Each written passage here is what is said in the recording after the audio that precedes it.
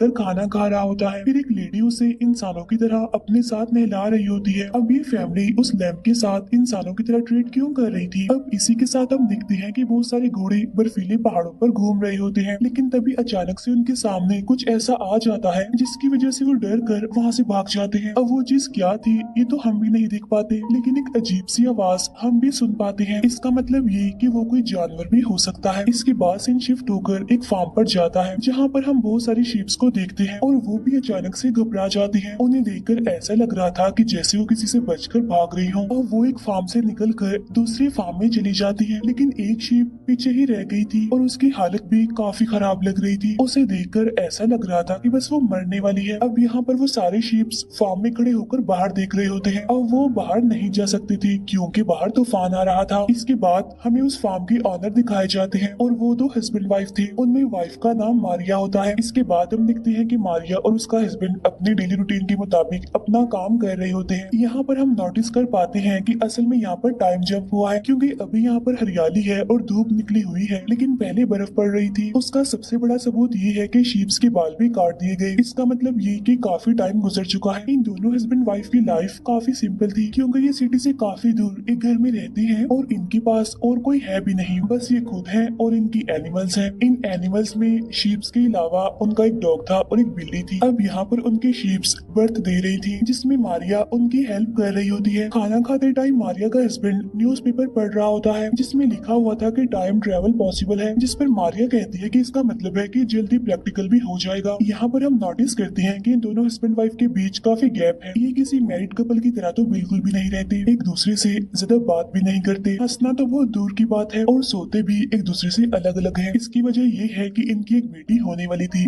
जिसका नाम इन्होंने आडा रखना था, लेकिन वो बच्ची पैदा होते ही मर गई और तभी से इन दोनों के बीच गैप आ गया, क्योंकि एक तो उनकी लाइफ पहले ही सैड थी और एक खुशी जो आने वाली थी वो दुख में बदल गई। अब जो नए लैम्प्स होते हैं उनकी ये लोग मार्किंग कर रहे थे, जो कि हर साल हुआ करती थी। तब मारिया कहती है कि ये साल सबसे अच्छा रहा है क्योंकि इस साल सबसे ज्यादा लैम्प्स पैदा हुए हैं। और जब ये दोनों बात कर रही थी तो उनका डॉग भौंकने लगता है, क्योंकि उस टाइम एक शीप बर्थ दे रही थी, इसीलिए मारिया उसकी हेल्प करती है। और शीप का जो बच्चा पैदा हुआ था उसे देखकर ये लोग काफी हैरान, काफी परेशान और काफी घबराए हुए थे, क्योंकि शीप का वो बच्चा इन लैम्प बाकी लैम्प से अलग था। मार्किंग तो दूर की बात है, वो उसे फार्म में भी नहीं छोड़ते, वो उसे उठाकर अपने घर में ले आते हैं और अब वो उसे बिल्कुल अपने बच्चे की तरह ही पाल रहे थे। अब क्योंकि वो फीमेल थी इसीलिए ये उसका नाम आडा ही रख देते हैं, यानी जो नाम उन्होंने अपनी बेटी का डिसाइड किया था। यानी इसका मतलब ये है कि उनकी खुशी वापस आ गई। अगर दूसरे लफ्जों में कहा जाए तो उन्होंने खुशी छीन भी ली, क्योंकि जो लैम्प की असली माँ थी वो काफी दुख में थी, क्योंकि उसके बच्चे को उन लोगों ने छीन जो लिया था। लेकिन इस बात से उन्हें कोई भी फर्क नहीं पड़ता, वो तीनों एक साथ एक ही रूम में सो रहे थे। यानी अगर कहा जाए तो अब उनकी फैमिली पूरी हो चुकी थी। नेक्स्ट डे मारिया जब फार्म में जाती है तभी उस लैम्प की मदर यानी वो शीप काफी परेशान थी। उसे देखकर ऐसा लग रहा था कि जैसे वो मारिया से पूछ रही हो कि मेरा बच्चा कहाँ है, लेकिन अब क्योंकि वो एक जानवर था और बोल भी नहीं सकता था, इसीलिए उन लोगों ने उसका बच्चा उसे छीन लिया। लैम्प को वापस करने की बजाय वो उसे बच्चों की तरह उठाकर घूम रही थी, क्योंकि ऐसा करने से उसे काफी अच्छा फील हो रहा था। ये देखकर मारिया का हस्बैंड काफी हैरान होता है, लेकिन जल्दी वो खुद को संभाल लेता है। लेकिन असली माँ को कौन समझाता। नेक्स्ट डे उसकी माँ फार्म से निकलकर उन लोगों के घर के बाहर खड़े होकर अपने बच्चे को आवाज लगा रही थी और बच्चा भी अंदर से सुन रहा था। तभी वो दोनों हस्बैंड वाइफ वहाँ पर आकर उसे भगा देते हैं। वो शीप फिर पूरा दिन चिल्लाती रहती है। वो दोनों तो ऐसे हो गई थी जैसे उन्हें कुछ सुनाई ही ना दे रहा हो। फिर एक दिन मारिया ट्रैक्टर लेकर निकल जाती है और उसका हस्बैंड भी अपने काम में लग जाता है, लेकिन जाते जाते वो घर का दरवाजा बंद करना भूल गया था। और काफी देर गुजर जाने के बाद जब वो घर वापस आते हैं तो उन्हें घर में आडा नहीं मिलता। वो दोनों काफी परेशान होने लगते हैं और उसे ढूंढने लगते हैं,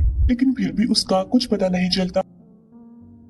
अब ऐसे उसे ढूंढते हुए वो दोनों घर से काफी दूर आ जाते हैं और तब उन्हें जाकर पहाड़ों पर एडा मिल जाती है अपनी असली मदर के साथ। आडा को वहाँ पर देखकर उनकी जान में जान आती है। अगर ये लोग वहाँ पर ना पहुँचते तो वो शिप पता नहीं उस लैम्प को कहाँ ले जाती। अब यहाँ पर सवाल ये उठता है कि इस लैम्प के लिए इतना ड्रामा क्रिएट क्यों किया जा रहा है। और अब मैं आपको अब यहाँ मैं पर एक यहाँ शॉकिंग आपको एक जानकारी शॉकिंग देती हूँ। जानकारी असल में देता एडा हूँ। कोई आम लैम्प नहीं बल्कि वो एक हाइब्रिड था, यानी आधी भेड़ और आधी इंसान। इसीलिए दोनों हस्बैंड वाइफ उसके लिए इतना पागल हो रहे हैं, क्योंकि ये उसे गॉड की तरफ से दिया गया एक गिफ्ट ही समझ रहे हैं, लेकिन उस शीप के लिए ये उसका बच्चा है। अभी भी वो शीप इनके पीछे ही आ रही थी, लेकिन मारिया उसे चिल्लाकर भगा देती है। अब उस लैम्प यानी आडा पर वो इसीलिए हक जमा रहे हैं क्योंकि वो आदि इंसान है, क्योंकि अगर ये पूरा लैम्प होता तो ये इसके साथ भी वैसा करते जैसे ये बाकियों के साथ करते हैं। इसके बाद एक बार फिर से टाइम जंप होता है, जहाँ पर आडा अब बड़ी हो चुकी है और वो अपने पैरों पर भी चलने लगी है और ये दोनों भी उससे वैसे ही प्यार करती है जैसे पहले करते थे। इतने टाइम से ना तो कोई यहाँ पर आया और ना ही आडा को लेकर कहीं बाहर गई और इनका ये सीक्रेट अभी भी पूरी तरह से छुपा हुआ था। लेकिन आज कुछ लोग एक आदमी को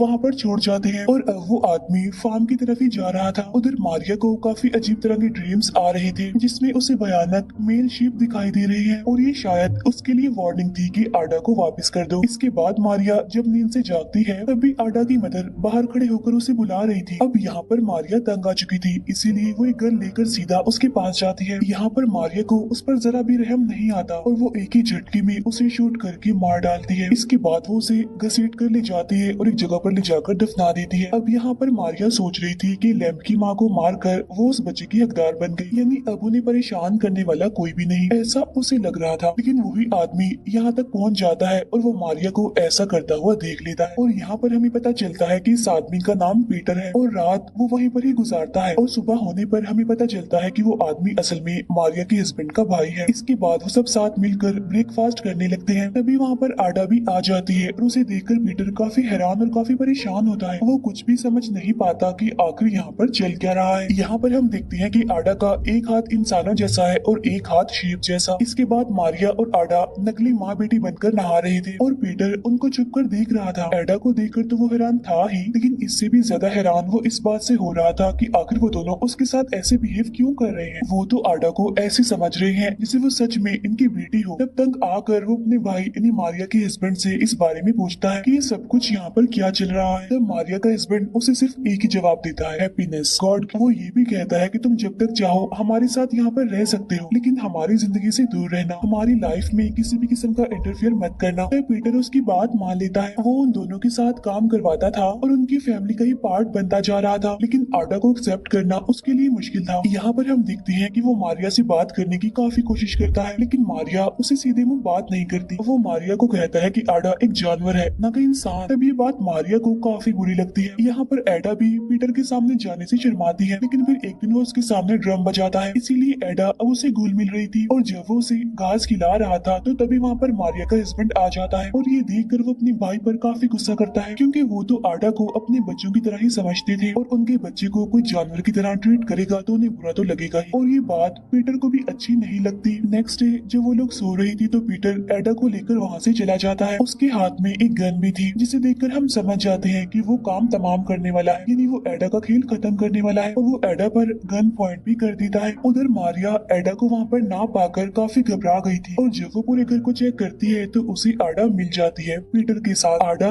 पीटर की गोद में सो रही थी, क्योंकि आडा की मासूमियत ने उसके दिल को भी पिघला दिया, इसीलिए पीटर ने उसे नहीं मारा और अब पीटर भी उनकी फैमिली का पार्ट बन गया था, क्योंकि उसने आडा को एक्सेप्ट कर लिया था। इसके बाद एक बार फिर से टाइम जंप करता है, जहाँ पर मारिया आडा को असली आडा की कब्र पर लेकर जाती है, यानी अपनी बेटी की कब्र पर। यहाँ पर पीटर भी पूरी तरह से आडा का अंकल बन चुका था। वो आडा को ट्रैक्टर में बिठाकर फिशिंग के लिए ले जाता है और घर में मारिया और उसका हस्बैंड अकेले होते हैं। और जब वो दोनों घर वापस आ रहे थे, लेकिन रास्ते में उनका ट्रैक्टर खराब हो जाता है, इसीलिए वो ट्रैक्टर को वहीं पर छोड़कर पैदल ही घर आ जाते हैं। वो सभी साथ में बैठकर टीवी देख रहे होते हैं। इस टाइम वो तीनों ही शराब की नशे में थे। इनके नाच गाने से परेशान होकर आडा घर से बाहर चली जाती है और बाहर इनका डॉग आडा को ही घूर रहा था। उसे देखकर आडा भी काफी डर जाती है और जब डॉग उसकी तरफ भागता है तो आडा जल्दी से भागकर शेड में चली जाती है। वो मिरर में अपना फेस देखती है, जो कि उसकी पेरेंट्स के साथ बिल्कुल भी नहीं मिलता। यहाँ पर हम नोटिस करते हैं कि उन लोगों की गन गायब थी। अब मारिया का हस्बैंड सो जाता है और आडा भी उसके साथ सो रही होती है, लेकिन अभी भी उसे काफी डर लग रहा था। तब मौके का फायदा उठाकर पीटर मारिया को ब्लैकमेल करता है, ये कहकर कि मैं इस लैम्प की असली माँ को जानता हूँ जिसे तुमने मार दिया, मैंने देखा था। अब क्योंकि मारिया नहीं चाहती थी कि आडा को उसका सच पता चले, क्योंकि अगर ऐसा हुआ तो उनकी फैमिली टूट जाएगी, इसीलिए वो पीटर की बात मानने के लिए एग्री हो जाती है। लेकिन असल में ये उसकी एक ट्रिक थी, क्योंकि इसके बाद वो पीटर को एक रूम में बंद कर देती है। नेक्स्ट डे वो अपने हस्बैंड के जागने से पहले ही पीटर को बस में बिठाने के लिए उसे ले जाती है और पीछे से आडा ही मारिया के हस्बैंड को नाश्ता देती है। इसके बाद वो दोनों ट्रैक्टर को वापस लाने के लिए चले जाते हैं। मारिया का हस्बैंड आडा को बता रहा होता है कि अगर कभी तुम गुम हो गई तो कैसे घर आ सकती हो, क्योंकि यहाँ पर पहाड़ है तो तुम इजीली वापस आ सकती हो। मारिया जब घर वापस आती है तो उसे घर में वो दोनों ही नहीं मिलते और तभी अचानक से उसे गोली चलने की आवाज आती है, इसीलिए वो उसी तरफ भागती है जहाँ से गोली की आवाज आई थी। असल में वो गोली मारिया के हस्बैंड की गर्दन में लगी थी। अब क्या ये गोली आडा ने चलाई थी? बिल्कुल भी नहीं, क्योंकि वो गोली चलाई होती है एक बड़े हाइब्रिड ने, आधा शीप और आधा इंसान। यहाँ पर आडा मारिया के हस्बैंड को मरता हुआ देखकर रो रही थी, तो वो बड़ा हाइब्रिड उसे अपने साथ ले जाता है। मारिया का हस्बैंड भी उसे रोकता है, लेकिन उसका कोई भी बस नहीं चलता। उसकी आंखों के सामने ही वो आडा को ले जाता है। साथ साथ आडा भी काफी दुखी थी। इसके बाद मारिया भी अपने हस्बैंड के पास पहुंच जाती है, लेकिन वो इतना इंजर्ड था कि उसे कुछ भी बताने के काबिल नहीं था और अब देखते ही देखते वो मर जाता है। और अब मारिया को कभी भी पता नहीं चल पाएगा कि आखिर उसके हस्बैंड को किसने मारा था और आडा कहाँ चली गई। वो सोच रही होती है क्या पता आडा ही इसे मारकर चली गई हो। अब यहाँ पर उनकी सारी खुशियाँ चली गई और दुख फिर से आ गया। और अब यहाँ पर मैं आपको कुछ इम्पोर्टेंट पॉइंट्स बता देती हूँ। असल में वो हाइब्रिड बच्चा यानी आडा उस बड़े हाइब्रिड का था, यानी जिसने मारिया के हस्बैंड को मारा था। और मूवी के स्टार्ट में भी हमें उसी का पॉइंट ऑफ व्यू दिखाया गया, जब वो पहाड़ों से होता हुआ फार्म की तरफ जा रहा था और जब घोड़े उसे देखकर भाग गए थे। जब वो फार्म पर पहुंचा तो शीप्स उसे डरकर भाग रही थी, लेकिन एक भेड़ को उसने पकड़ लिया जिसकी हालत काफी खराब थी, क्योंकि उसने उसके साथ कुछ कर दिया था। फिर उस शीप ने हाइब्रिड बच्चा पैदा किया, जिसे गॉड गिफ्ट समझकर उन दोनों हस्बैंड वाइफ ने रख लिया। अब उसकी माँ बीच में आ रही थी, इसीलिए उसे मार दिया। वो शीप यानी हाइब्रिड बच्चे की माँ उसे लेकर इसीलिए भाग रही थी, क्योंकि वो जानती थी कि वो बड़ा हाइब्रिड कहाँ होगा, क्योंकि ये बच्चा उसी बड़े हाइब्रिड का था और वो उस बच्चे को उसी के पास ले जा रही थी, क्योंकि वो बड़ा हाइब्रिड पहले भी यहाँ पर आता रहता था। फिर जब वो नीचे आया तो ना तो उसे बच्चा मिला और ना ही उसकी माँ। और जब बाकी भेड़ों ने उसे मारिया और उसके हस्बैंड के बारे में बताया तो इसीलिए उसने मारिया के हस्बैंड को मार दिया, क्योंकि असल में उसने इस तरह से अपने बच्चे को आजाद किया। अब यहाँ पर टिट ऑफ टैट हो गया। मारिया ने उसकी माँ को मारकर उससे उसका बच्चा छीन लिया, वैसे उस हाइब्रिड ने मारिया के हस्बैंड को मारकर उसे छीन लिया। इससे हमें ये डीप मैसेज मिलता है कि अगर आप किसी भी क्रिएचर को नुकसान पहुंचाओगे तो अपनी बारी का इंतजार जरूर करना, क्योंकि जैसे वो आपके सामने बेबस है वैसे ही आप भी किसी के सामने बेबस हो सकते हो। अब यहाँ पर एक सवाल ये है कि वो बड़ा हाइब्रिड आखिर था कौन और वो कहाँ से आया था? असल में वो एक मिथिकल क्रिएचर था जो कि पहाड़ों में रहता था, क्योंकि मारिया और उसके हस्बैंड ने भी टाइम ट्रेवल की बात की थी, तो क्या पता वो फ्यूचर से आया हो। और इसी के साथ ही मूवी यहीं पर